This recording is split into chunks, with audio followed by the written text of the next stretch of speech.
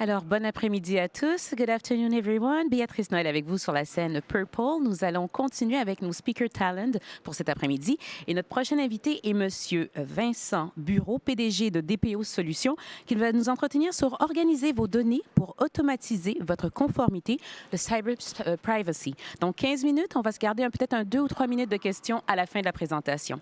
Je vous rappelle que sur votre transmetteur, pour avoir la partie en français, vous devez syntoniser le 4. Et pour avoir la partie en anglais, the English version, you have to go on channel 3.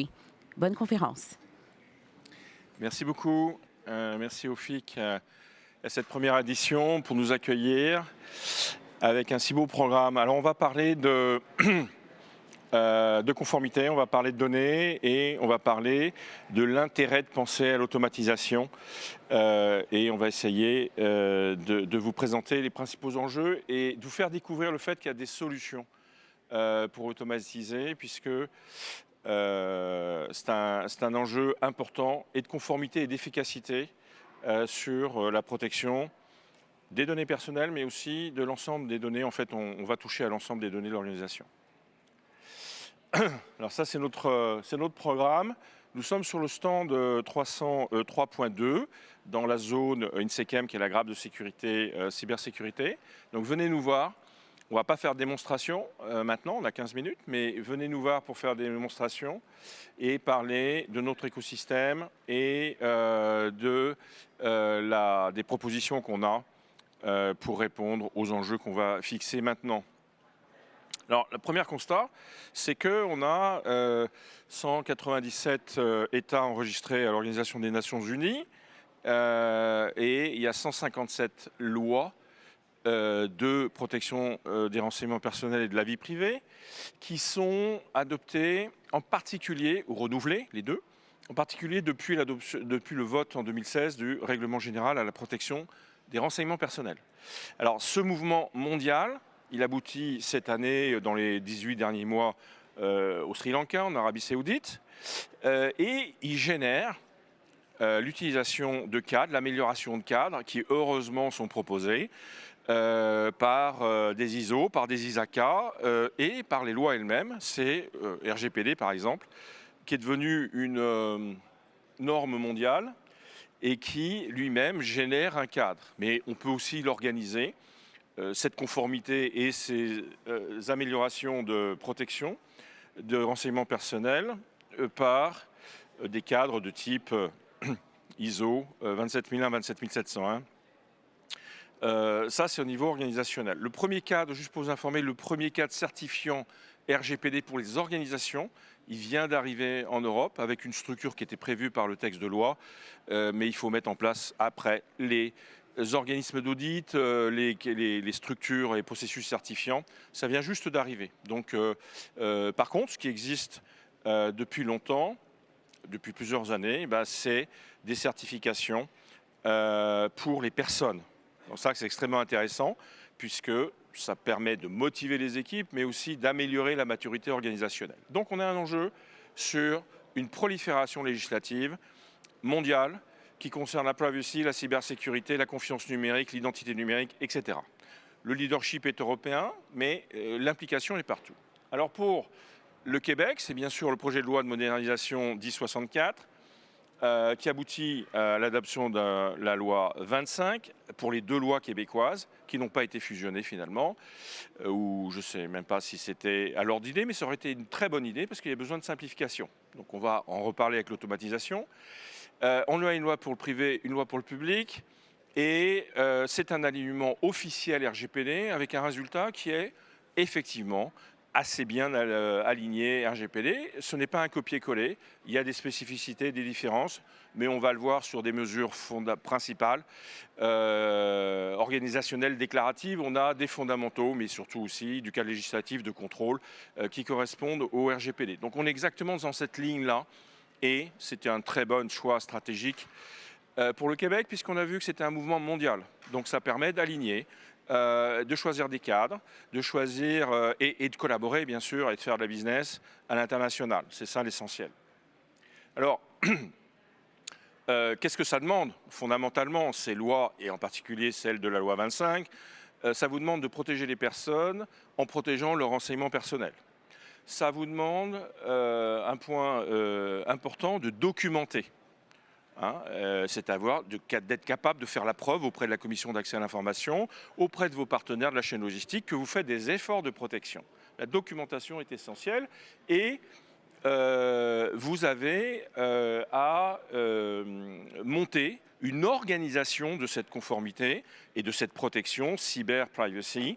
C'est les projets de mise en conformité, c'est le programme de protection de la vie privée. La loi 25 elle-même est structurée comme une forme de programme, en tout cas son application, est sur 3 ans, du 22 septembre dernier jusqu'au 22 septembre 2024, où vous devrez être en mesure d'appliquer un principe qui s'est répandu mondialement suite à l'adoption du RGPD, qui est la portabilité.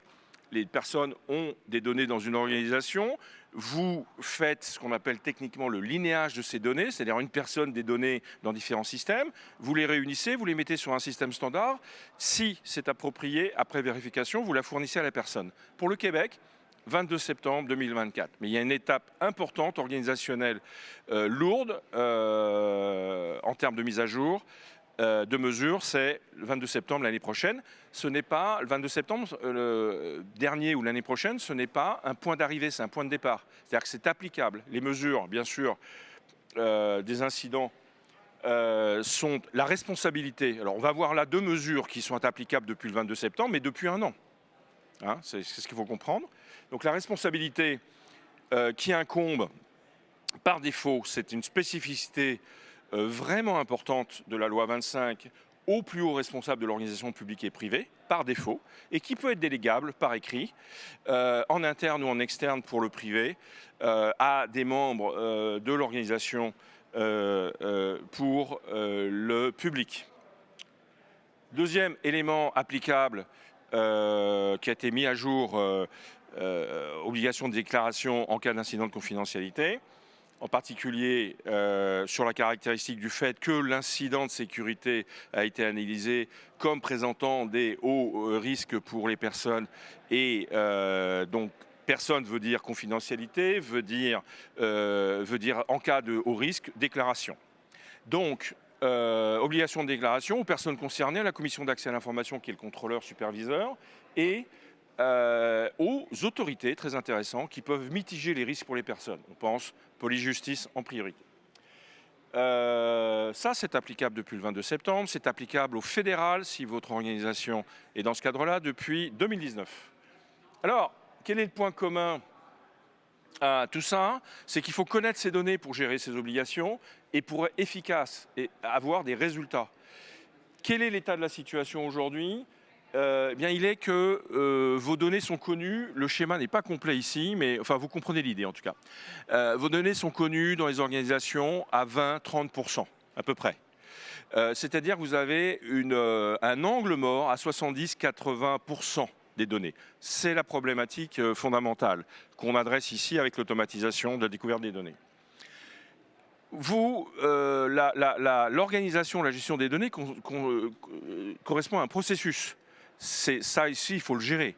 Alors, ce processus, on va voir comment le gérer, mais fondamentalement, il faut définir la portée, il faut créer il faut identifier les sources, il faut se connecter sur les sources. Ensuite, il faut identifier les données, on va les cartographier, on va documenter tout ça et on va réviser ce processus, classiquement comme un cycle d'amélioration. Enfin, c'est une vraie organisation dont on a besoin pour pouvoir gérer les données, pour pouvoir se conformer et les protéger. Okay ? Donc à partir de là, quels sont les enjeux qu'on constate? J'aurais pu vous en sortir une dizaine, mais il y en a 3 fondamentaux. Le premier, c'est les ressources. Vous faites une cartographie, puis les données continuent à rentrer, alors il faut refaire la cartographie. Et là, vous épuisez vos ressources. Le deuxième, c'est l'exactitude des données, ce qu'on appelle la qualité des données. C'est-à-dire, est-ce que j'ai une donnée unique que j'ai identifiée ou est-ce qu'elle est déjà sur plusieurs systèmes, elle est passée dans le cloud? Le troisième élément fondamental, c'est la gouvernance, c'est qui fait quoi en responsabilité sur les données. Ça, c'est à mettre en place et c'est fondamental.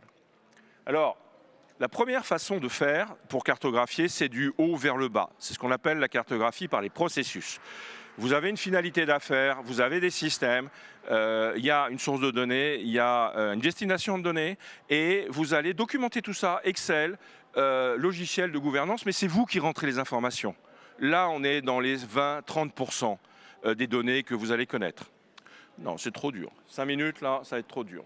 Alors, la méthode 2, c'est celle qui vraiment on présente sur le stand, c'est l'identification des données et donc la conformité par du bas en haut, par les données. Okay. Et ça, c'est un mouvement fondamental que les organisations doivent intégrer, qui ne peut pas se faire sans technologie. On va voir quelques enjeux principaux de ça, mais c'est fondamental parce que c'est là où on va approcher et dépasser les 90-95% de données identifiées. Et donc l'efficacité, oui, on va pouvoir la prioriser, hiérarchiser, parce qu'on connaît. Et donc, vos travaux de sécurité aujourd'hui sont sur le périmètre, sont sur l'infrastructure.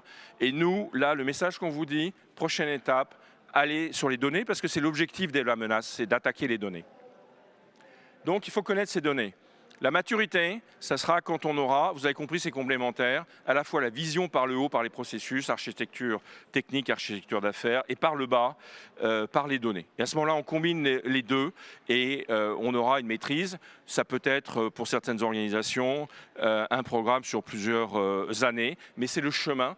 Ça, c'est l'objectif à venir. Ce qu'on vous présente sur le stand actuellement et avec des partenaires, d'autres partenaires, c'est aujourd'hui d'attaquer l'identification des données et donc la conformité par les données, par la connaissance réelle des choses.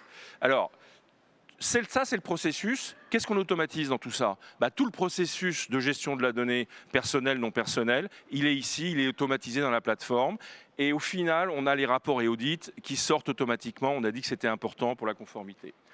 On a 4 types de traitements pour arriver à ça. Je sens que j'ai plus beaucoup de temps.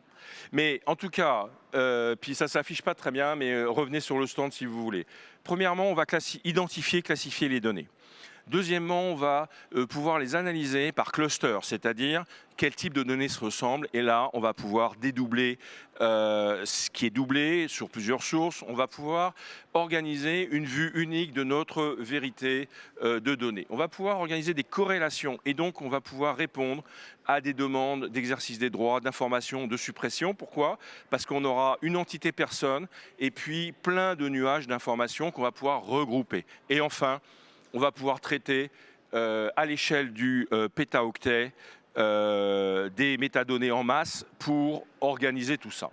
Voilà fondamentalement ce qu'on utilise pour arriver à ces objectifs. Vous avez sur la gauche, votre gauche, toute la connexion sur des applications standards, mais aussi sur des systèmes existants, qui est essentiel puisque c'est là où sont vos données. Et les solutions qu'on propose ont travaillé ça très fort. Alors les 3 couches, celle du bas, c'est la connexion sur vos systèmes. Attention à ça, c'est des projets. Si vous êtes tout cloud, c'est facile. Si vous avez de l'existant comme tout le monde et de l'historique, c'est plus compliqué. Donc là, il faut monter le projet, il faut identifier correctement les risques qu'on a à se connecter, il faut mettre les ressources. C'est le point de vigilance. Derrière, on a des moteurs disponibles, on vous en montre un sur le stand, qui sont très puissants en automatisation d'identification jusqu'à, et c'est la 3e couche, du cycle de vie, gestion du cycle de vie jusqu'à la suppression des données. On ne parle pas là de métadonnées, on parle d'une identification, d'un système d'analyse de risque, de remédiation, de workflow décisionnel et de retour à la base de la source de données pour supprimer la donnée qui arrive en fin de vie selon la politique qu'on aura établie. On en est là aujourd'hui, ce point-là très récent mais fondamental pour les organisations. Alors venez sur le stand 303.2 et avec l'autorisation de notre Cerber, posez quelques questions, oui ou non? Alors une question. Battez-vous pour poser une question. Avant de vous laisser aller voir M. Bureau à son stand, est-ce qu'il y aurait quelqu'un qui aurait une question? Non, ça a été très clair, très, très clair. Mais je vous invite quand même à venir le voir en one-on-one. Il va rester avec nous les 5 prochaines minutes et ensuite retourner à son stand. Alors, un grand merci à tous. Prochaine conférence à 15h45 en association, ou plutôt en présentation qui est faite par Prompt. Alors, on vous attend un peu plus tard. Merci. Merci beaucoup.